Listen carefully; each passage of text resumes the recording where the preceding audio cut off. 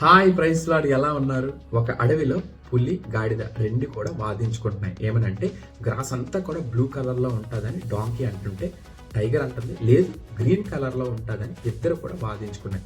ఆ వాదోపవాదాలు పెరిగిన తర్వాత అడవికి రాజు అయిన సింహం దగ్గరికి వెళ్ళి సింహాన్ని అడుగుతున్నప్పుడు గాడిద చెప్పింది రైటే, నువ్వెందుకు తప్పు చేస్తావు, నీకు 3 రోజులు శిక్ష మాట్లాడకూడదని విధించింది.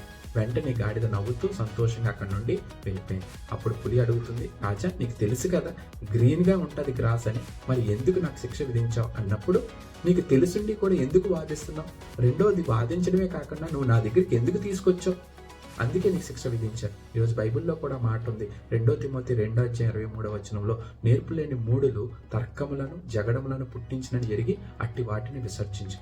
చివరి దినాల్లో చాలా మంది డిబేట్స్ అని డిస్కషన్స్ అని మనల్ని తప్పుడు త్రోవలో నడిపిస్తూ ఉంటారు. వాళ్ళతో మనం డిస్కషన్ పెట్టుకోకూడదు, కానీ అక్కడి నుంచి మనం తప్పించుకొని వెళ్ళిపోవాలి. So think about it. May God bless you.